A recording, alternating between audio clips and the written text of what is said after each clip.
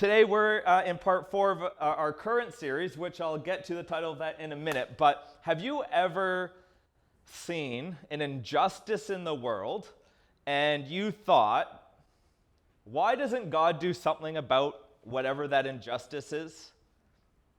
Am I the only one?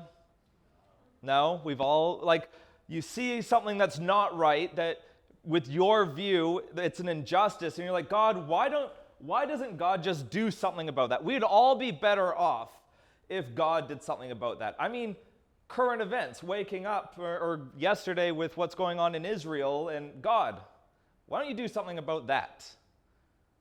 We've all wondered that question. We wonder this when we look around and we see things that just aren't right, and we wonder, why would a good, merciful, and just God allow things like this to happen? Allow natural disasters to take place, allow global pandemic, allow war, allow genocide. Why would a good, merciful God allow these things to happen? Or maybe you know someone in your life that has been a victim of injustice. Maybe you yourself have been a victim of injustice, and you wonder to yourself, where is God in all of this? Where is God in all of this? For me, when I see children being mistreated and abused, that raises my blood pressure so much, and I wonder, where is God in all of this? If God is all powerful, if God is all good, what we really want to know is, why wouldn't God do something about it right now? So there's the question of why wouldn't God do something about it, but I think the question behind the question is, why wouldn't God do something about that injustice right now? This is a big reason why a lot of people find it really hard to follow the Christian faith. It's a reason why people leave or deconstruct their faith or reevaluate or walk away from their faith. Maybe that's you. Maybe you left your faith a long time ago and this is your first time in church. I don't know. I don't know your story. But today, we're in part 4 of our series, The Fundamental List, Recovering the Essentials of Our Faith. And we're attempting, if you're just joining us in the series, we're attempting to answer this one question. What must one believe in order to be a faithful follower of Jesus? At The Rock, we talk about the do all the time, because it's my experience and your experience that doing, action, is what creates change, what brings change. But in this series, we're focusing mainly on belief. What must one believe to be a faithful follower of Jesus? As in, what's bare minimum? What's the can't be? What's the can't do without to be a Christian? Another way of saying it, what's essential? What's essential? What's considered indispensable and central to the Christian faith? The flip side of that is what's not? What's just peripheral? What is debatable? What's simply cultural? What might be so toxic that maybe it should just be left behind? Because when what's peripheral or what's debatable or what's cultural it becomes and it's treated as central to the Christian faith, for some it becomes untenable. So far in this series, we've developed a list of 3 things that's on our fundamental list. The first one is central to the Christian faith. The first item on our fundamental list is Jesus is God's Son and our King. When it comes to the Christian faith, you have to start there. Jesus is God's Son and our King. Why? He claimed those titles for himself. He said that he was king, that he was God's son. And you know this, I've said this, if your closest friend died and then you saw 3 days later, you're having breakfast with him on the beach, right? You're going to believe what he claimed to be.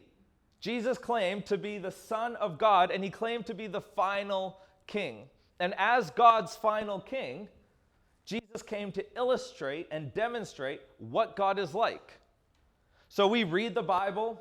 You get the Bible, Genesis, maybe you start in Genesis and you keep reading, and then all of a sudden, the biography of Jesus, Matthew, Mark, Luke, and John, in the church world, in the Bible, we call those the Gospels.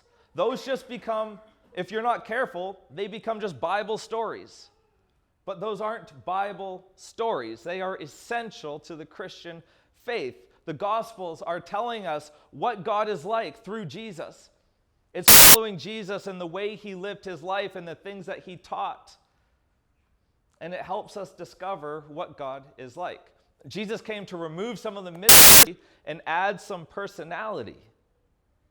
So that was number 2. Jesus came to illustrate and demonstrate. Then Jesus, number 3, Jesus defined sin as anything that harms you or harms others.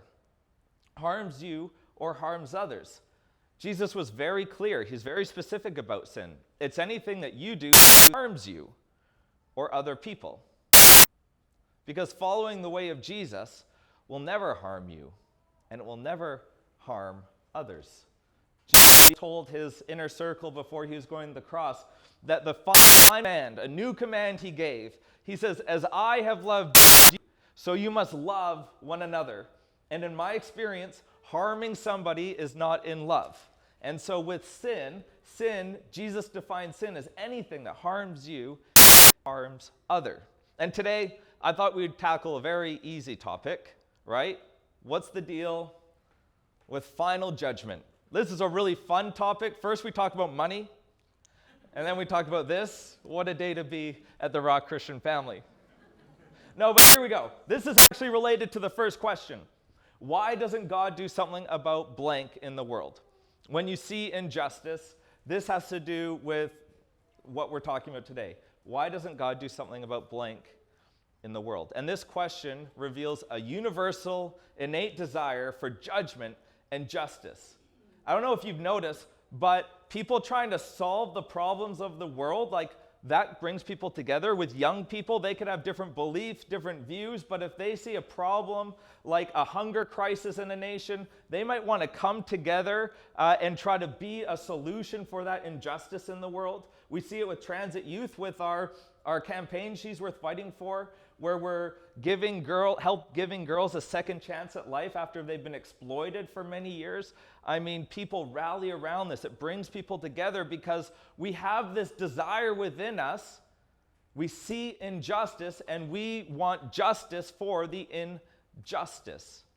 Diverse groups of people are powerfully united for better or for worse around things that they believe that are not right. You see things in the world that you believe aren't right. And it's easier to rally people against those things that aren't right than it is to rally people for those things that aren't right. And the question is, where does that come from? Where does that internal desire come from to fix what's not right? Why do we care?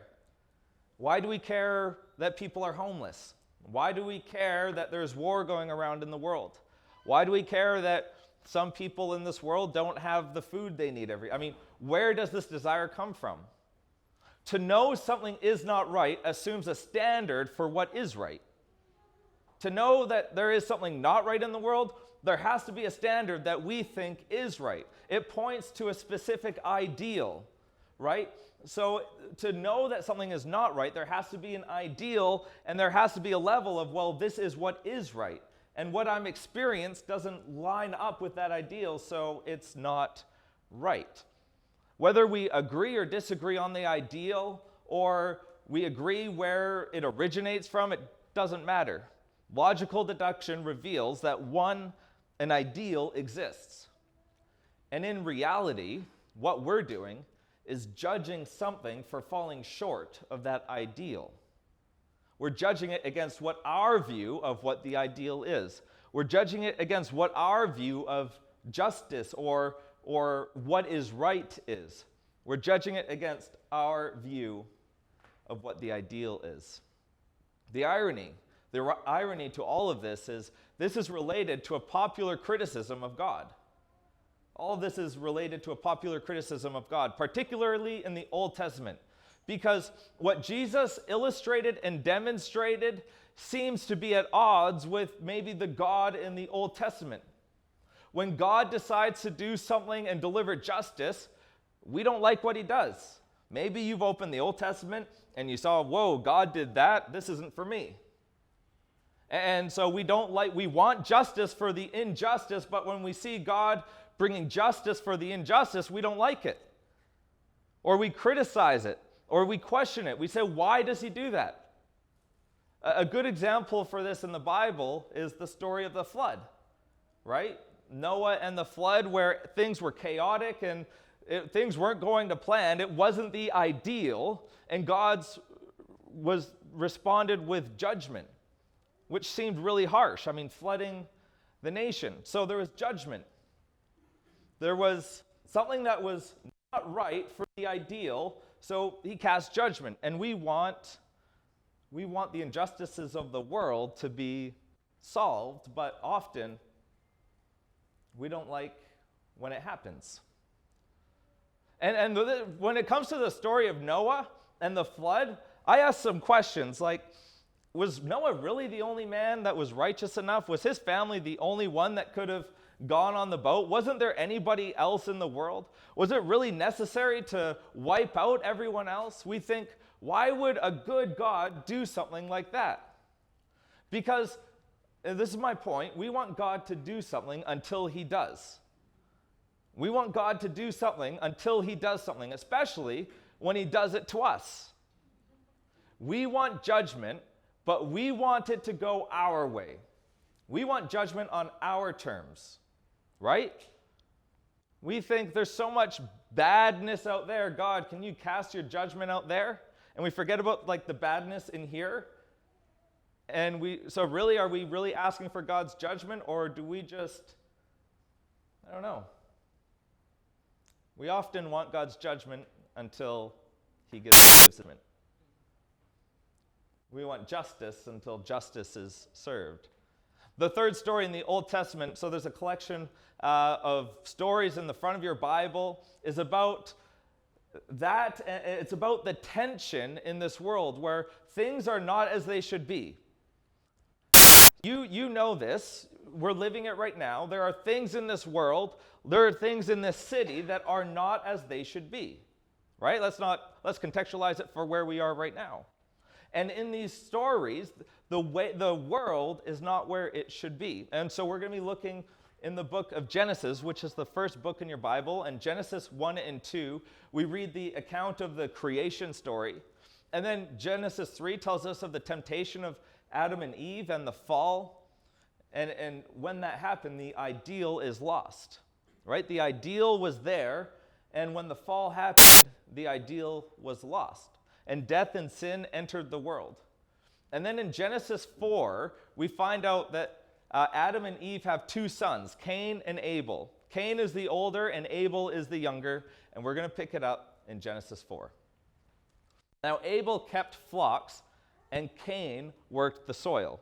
So both of the sons had good jobs. They had important jobs that they had to do. They had meaningful work.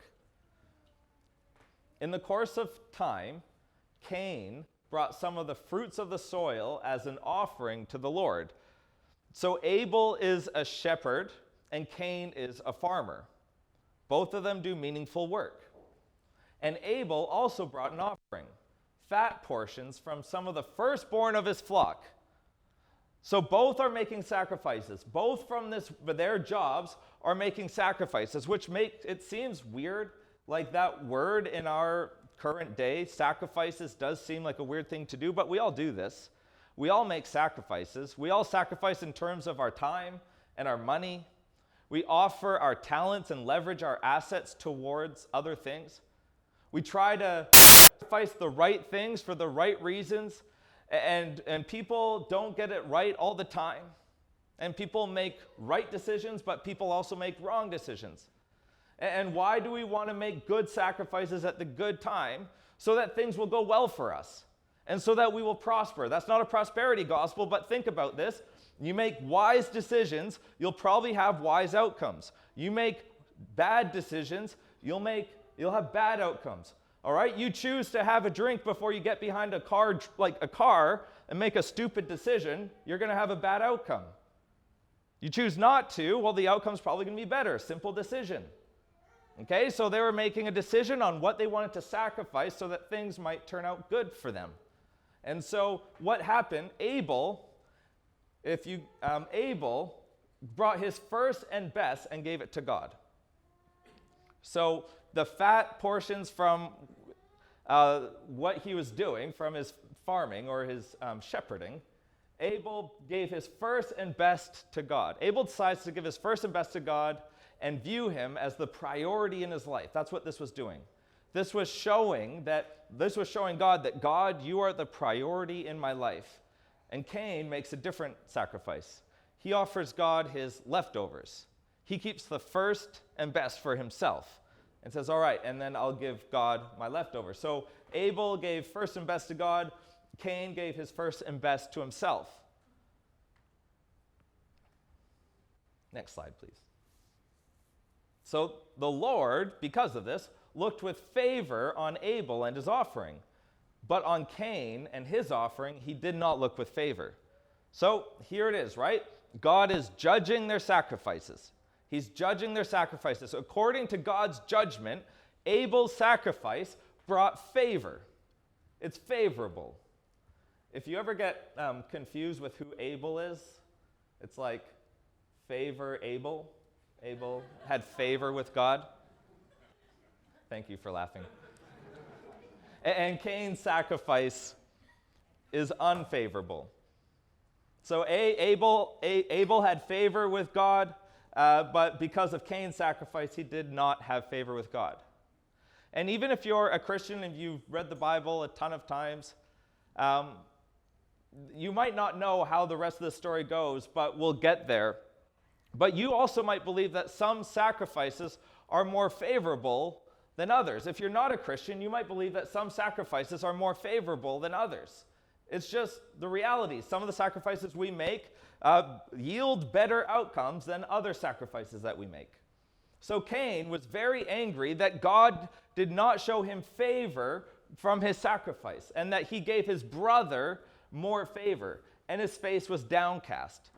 Which is what happens when you feel judged, right? No one likes to feel judged. No one likes to feel judged. We often feel shame and we feel embarrassment when we feel judged. Or when someone calls us out for our wrongdoing, right? It brings shame and embarrassment in our life. And because we don't want to seem vulnerable. So that shame and embarrassment will turn into anger. It will turn into resentment for that person. So Cain is angry. Cain is angry for what's going on. And God says to Cain, then the Lord said to Cain, why are you angry? Why is your face downcast? What's going on? If you do what is right, God says, will you not be accepted? But if you do not what is right, sin is crouching at your door. It desires to have you, but you must rule over it. God's response is like, duh. What did you expect? What did you think was going to happen? If you make the right sacrifices, things will be favorable for you. But if you don't, you invite sin and penalties and consequences to your doorstep. It will catch up with you. You make those wrong sacrifices, those wrong decisions, it will catch up with you, and it will catch up with maybe the people that you love. And it's important for us to note here that Cain is not just angry with God. Cain's not just angry with God, because the sacrifice of his younger brother is judging him as the tangible representation of the ideal way to live. The brother Abel had this ideal sacrifice, and Cain did not. And the ideal, he's feeling judged by the ideal of his brother. And whether you believe this, I don't know what your church experience is, whether you've read the story or not, whether you believe this or not, this story is exactly right. And the human experience confirms it, right? Jesus affirms this, but the human experience confirms this. It's like when you're just, imagine this, maybe this has happened to you. Your says, wow, my friend's husband's fantastic. You're like, oof. They didn't say anything about you, but the ideal is judging you. Wow, that guy's got a lot of hair. Or wow, that your boss says something to your coworker. What a hard worker that coworker is. Hasn't said anything to you, but you feel judged by that ideal. You feel insignificant. You feel insufficient. You feel lame. Right? Might be fantastic. That person might be fantastic. Your coworker might be really hardworking, but that doesn't make you feel any better. You feel judged, even though you haven't been judged. And when this happened, you sort of have two options. You can be inspired and try to pursue that ideal to be the best version you can be, or you can do what Cain does. And I think sometimes we do what Cain does, maybe not to the extreme. Now, Cain said to his brother Abel, remember, Cain is angry at Abel. He's furious. He's embarrassed. He's shameful. Shame makes us do crazy things. He says, hey, brother, let's go out to the field. While they were in the field, Cain attacked his brother Abel and killed him. Then the Lord said to Cain, where's your brother Abel? I don't know, he replied. Am I my brother? The Lord said, what have you done? What have you done? Instead of and remember, Cain isn't at the point where there's no return before this happened. After the unfavorable sacrifice, he still could have made a more favorable sacrifice. Like that was an option for Cain. Instead, what does he do? He attacks and he eliminates the ideal. He attacks and he eliminates the thing that he's feeling judged. He destroys the judge because he resents it. He resents how it was making him feel. And we do this too, okay? Don't judge Cain too much. Maybe we don't murder. We don't murder. But okay, your wife says, wow, that guy he's really great. My wife's friend, or my friend's husband's great. And you go, yeah, but how ugly is he? Right? You want to tear down that ideal. Instead of trying to be good, you just want to tear it down and stop the judgment. Oh, your coworker's working really hard. Yeah, but have you seen his family life? Right? We want to tear down the ideal. We don't want to pursue it. We're feeling judged by it. We're feeling ashamed. We're feeling embarrassed. And so all these nasty emotions come out and we try to destroy it. The ugly part of ourselves come out. So before we go and judge Cain too much, remember that we might try to do the same thing.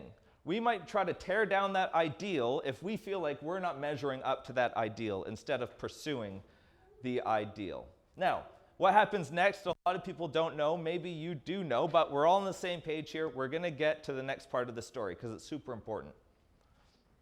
God says to Cain, listen, your brother's blood cries out to me from the ground. That whole image is pretty terrifying. Now you are under a curse and driven from the ground, which opened its mouth to receive your brother's blood from your hand. When you work the ground, it will no longer yield its crops for you. You will be a restless wanderer on the earth. Now, I'm thinking in this story, okay? Cain has murdered his brother, and now God is saying, all right, you've lost your job. Like, am I the only one that thinks Cain got away with it? Hands up. Do you think Cain deserved a harsher punishment than that? I'm afraid of you people. Seriously, hands up. Do you think Cain deserved worse? Hands up if you think he deserved worse. Okay, if you see people without hands, be very skeptical and careful of those people. He has murdered his brother. Let's take it out of the Bible. Make it current. Murdered his brother. All right, you've lost your job. Right? Yeah, it doesn't say anything else. What, a restless wanderer? He's not going to jail. He's lost his job. Anyhow, just stirring with you. Next slide, please. Cain said to the Lord, so he's lost my job. He's murdered someone. He's lost his job. My punishment is more than I can bear. This reminds me of my kids. I try to get them to carry their bags out of the car. Dad, it's not fair, right? It's too hard. You're just carrying your backpack. Get over it. Today, you are driving, this is still Cain speaking. Today you are driving me from the land, and I will be hidden from your presence. I will be a restless wanderer on the earth, and whoever finds me will kill me. Okay, Mary and God is smarter than us. And justice will be served. justice will be served. But the Lord said to him, get this, not so. Anyone who kills Cain will suffer vengeance 7 times over. Then the Lord put a mark on Cain so that no one who found him would kill him. And I thought about this for a while, okay? So just let's recap the story. Cain's killed his brother. God says you've lost your job. Cain's afraid that as he walks around, he'll be murdered by other people. And God says, no, he protects Cain. He protects him and says, no one's gonna put a finger on you. Why would God do that? And my best understanding is it's an act of God's grace. It's grace. And it's not just grace for Cain. What would Abel's family want to do? Retaliate. Eye for an eye, tooth for a tooth. Probably want to kill him. So it's grace for Cain, and it's also grace for Abel's family, who would be very tempted for retribution. Because what does murder do? It provokes revenge and a desire to avenge. And so Abel's descendants would be tempted to avenge his death. And tolerance for retribution destroys societies. Tolerance for retribution, it destroys societies. It destroys communities. Where does it stop? Where does the retribution stop? And so this is an act of grace from God on Cain and from everyone around. Because playing judge and taking justice into their own hands would turn Abel's family into the person they're trying to have revenge on. It would turn them into Cain. Right? And the role of us being a judge, the role of being a just judge is too much for anyone to bear. I imagine people that are on jury duty for like serious sentences that might take someone's life or have them be in prison for the rest of their life. Like that's a huge responsibility.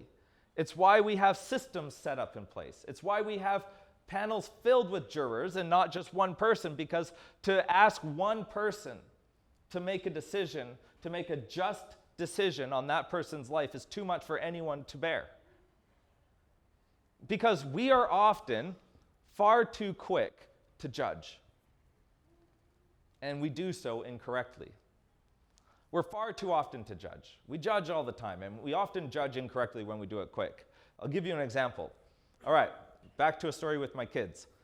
William is 6, Harvey is 3. Harvey's a big crier, a screamer. He's doing great today, but he's a screamer. And when we're not in the room and the boys are playing together, Harvey will often cry, and I think it's just to get his way. But we went through a season where I would go into the room, Will, what have you done to your brother? And he would say, nothing. And I'm just feeling, like I'm the worst dad ever. Like I don't deserve to be your dad. I've come in and I've judged you. I haven't seen anything happening. I'm just assuming that you've done something wrong without investigating, without asking questions, without talking to you like a human being. And I'm just saying, Will, what have you done to your brother? We are often so quick to judge, and when we're so quick to judge, we do so incorrectly, and Christians are so good at this. We are so good at this, at judging the people we work with, at judging people outside the church, and we often judge so incorrectly. So, God puts an end to this right away. God says, I don't want Abel's family to have retribution, to have revenge, and he has grace for them. He'd make it a crime. And so the next part of the story, okay, Cain does what he knows how to do best. He didn't listen, and he ended up he ended up cursing other people, and it became to unwind like crazy. And so God's like, what do I do? And he didn't say no. God wouldn't say that, I don't think, but I don't know. Anyhow, this is where the boat comes in. This is where the judgment comes in. Things were unraveling. Things were not the ideal. Things were not going the way he had planned. The ideal was lost, and things are not right in the world. And there are 2 paths to follow in life. You can choose to live one way that's favorable or the other way that's not. In life, we can choose one way that's favorable and one way that's unfavorable. One way that's favorable and one way that's not. It's amazing.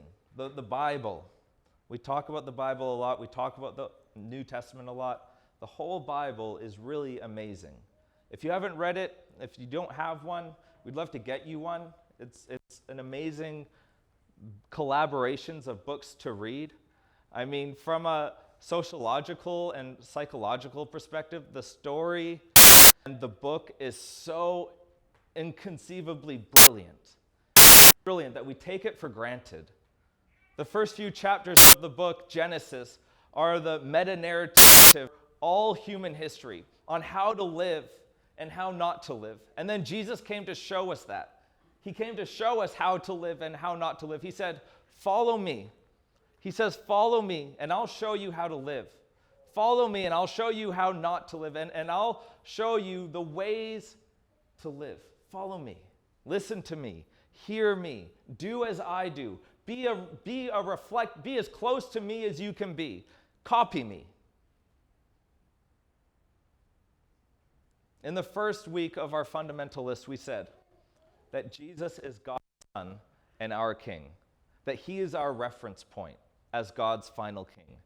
And Jesus gets the final say. He tells us this in John 5:22. It says, for the Father judges no one, but has given all judgment to the Son. And we think of final judgment only in relation to going to heaven or going to hell, right? And oftentimes, we think going to heaven and going to hell, and sometimes pastors will try to literally scare the hell out of you to try to make good decisions, to be favorable. They'll say, don't do this or you'll go there, and exactly how all things are made right in the end is to much debate. There's much debate. And as often as Jesus promises this, the details and the sequence aren't necessarily clear. What is clear is that there will be judgment in the end.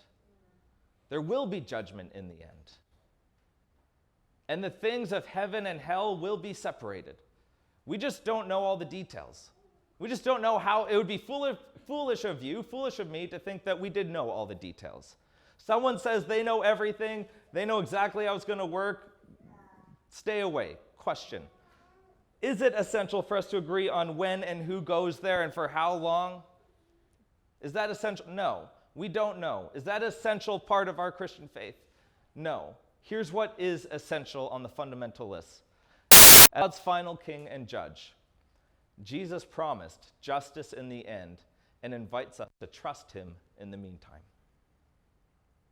We don't know how everything works, but Jesus promised justice in the end and invites us to trust him in the meantime. That justice will be served and all will be made right. In the meantime, Jesus asks, will you trust me? Will you trust me when there's something that's not right? And you don't see the judgment happening right now, will you trust me in the meantime? The same temptation that was faced by the first humans in the beginning still exists today in the world. There's still an enemy that comes to steal. There's still an enemy that comes to kill and destroy, tempting us to put ourselves first, tempting us to not trust Jesus and the way that he has asked us to live. When you trust Jesus and choose to live his way, you bring favor and you bring heaven into your life. You bring favor, heaven, and life into your life. The same enemy still exists today, but we've also brought hell into our lives by choices we've made, or choices that other people have made in our lives. You know this. You've seen it. Some of you have experienced it in your life. Trusting Jesus to be the final judge and bring the ultimate justice is choosing to follow the way that he taught us to live.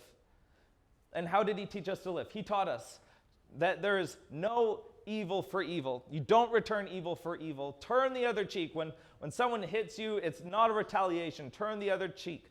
Be generous When someone asks you to do something, go the extra mile, go the extra mile. Love your enemies, pray for persecutors, put others first, and live for later. Live for